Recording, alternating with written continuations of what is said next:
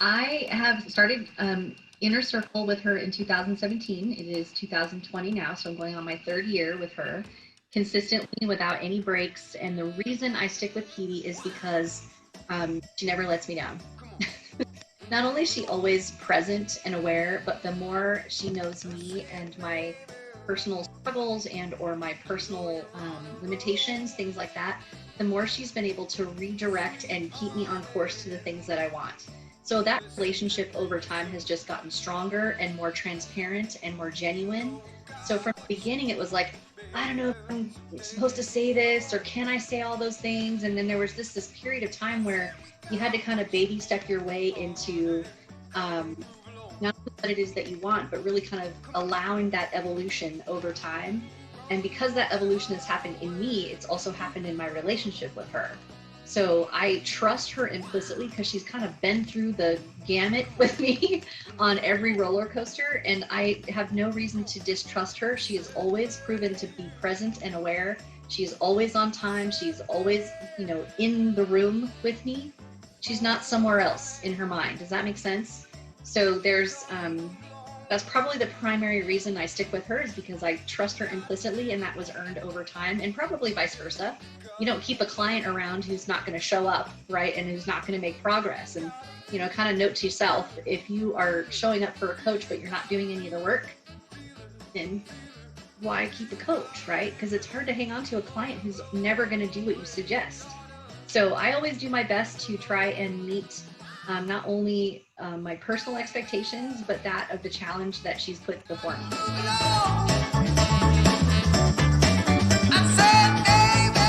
CCC is actually a phrase I invented because I thought this is what this is to me.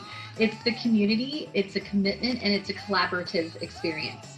So it's an active, moving, alive community where there are people that come and go. There's so much energy in this community that's poured into by so many different people. And she's really facilitated and made that happen. So it's super collaborative. Like you and I, that's how you and I met. We've collaborated on multiple projects together, as we have with others in the community as well, not only in different kind of sister groups like the Rock Success and all that. And so to me, it was a realization that I was in the right place and in the right group, if you will. The community really meant something to me. It was a culture I kept trying to create on my own. And so it is a culture that I get to include my teams in. So the value of this culture, if you will, is, are you committed and here's a place to be? If you want a sense of community, so you're not out here by yourself, and especially now where everyone's remote and we don't get to go to functions and see people face to face anymore, that in and of itself holds a huge value to me. And then of course the collaboration piece, where I know I can reach out to anyone who's trained in this community and interview them on something. I can, they can help me or I can help them on some social media content. I mean, it's really quite extraordinary to see the folks that I originally started with 3 years ago that have stuck it out with me, and their skill level is just extraordinary. Their confidence is extraordinary. I mean, just to see all of that, for me, is 100% the right place to be.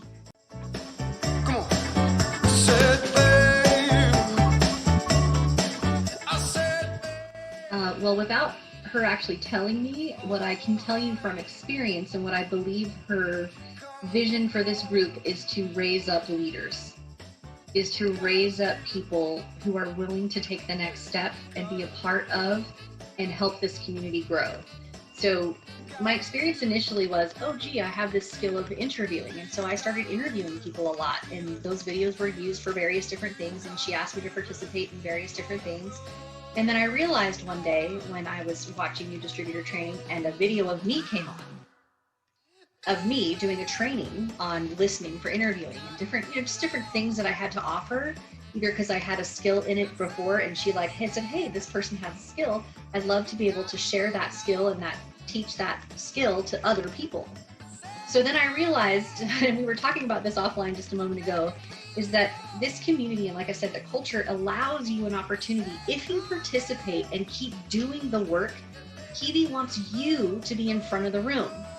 And what I mean by that is if you've ever been asked to participate in a interview or a training, or to go watch a video and bring your feedback and have it be recorded, this is her testing you to see if you're going to show up and if you're going to show up for yourself and your team, right? Because leaders have to show up and get the practice being in front of the room. So if any of you have been in network marketing, you go to a seminar and the same person is always in front of the room, but nobody else is crossing up there to tell them some skills that they know, or just how to do something, or how or why they were successful.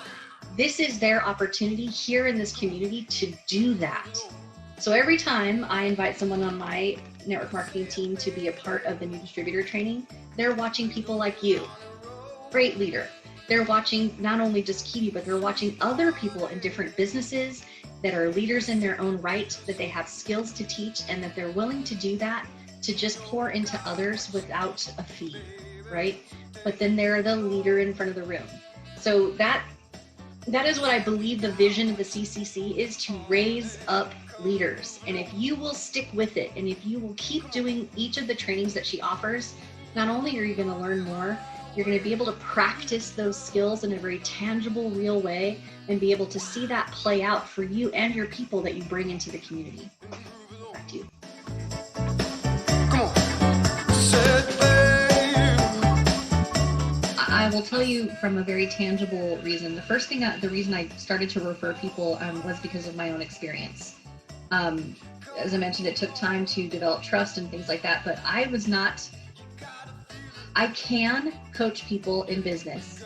I choose not to coach people in business simply because I know a really good coach who's got way more experience than me, who has the time and the energy and the desire to walk you through your journey in your business.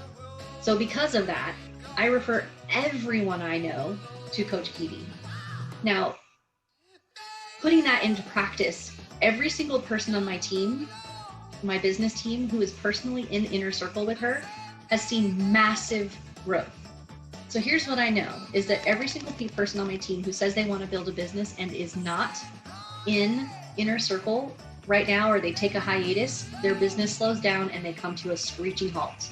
And then they've kind of run into some walls that, maybe they hadn't overcome something that they needed to overcome. So I don't mean that to sound kind of snotty, but if you're not coaching with somebody or mentoring with someone, you need to have that so that someone's holding you accountable. Now, I will do that for my team if they want me to, but I'll tell you what, every single one of them who is coaching is rank advancing. They're making money. They're making huge progress. They have massive, confidence. They have massive posture. Like, you just can't take these people down. So my recommendation would be is that if you are a leader and if you're not in Inner Circle with Kiwi and she still has a space, that you snag that spot. And then if she has other, kind of tertiary different levels of coaching from her, I would recommend it. Even if you just did it for 6 months, just to kind of get over some hurdles for yourself.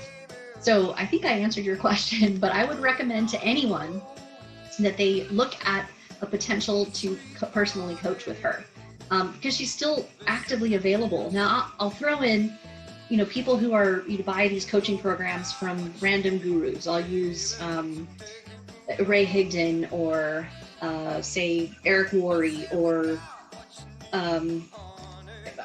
there's a few that are floating around in my head. Okay, so if you're paying for coaching from those guys, you're talking to someone else. You're never talking to him. You're never talking to them live, and you may or may not be on a webinar with them, but you don't have an opportunity to have this exchange usually. Okay, you're also watching video content that's probably really old. And there's no person per se to say, okay, well, this video was done 3 years ago. How does it apply in social media today? You know what I mean? So you really have to look at who you're coaching with. Are they in the field that you're in? Coach Kiwi is in the field that I'm in. If she was not, I might seek out a different coach. She would be perfectly fine with that. I have a mentor in my other type of business, right? So there's this level of personal interaction that you get from Kiwi that, in my opinion, and I have paid for other people's coaching. I have paid for a variety of different levels from different professional guru people, and I never once got to talk to them. I paid good money for it, and it was old content. So I don't know, you really have to weigh that out when you can have someone literally in your back pocket who will respond to a text message. Hey coach, I have this issue with blah, blah, blah. You got 5 minutes to talk to me over here. Or yeah, we can talk about that. Or, there's this immediate response from her. She's just very attentive. So I highly recommend anyone who's serious about building any kind of business, not just network marketing, but any kind of business, because all of the skills I've learned from her, I have now been able to translate into my other jobs as well as my personal business, traditional business. So back to you.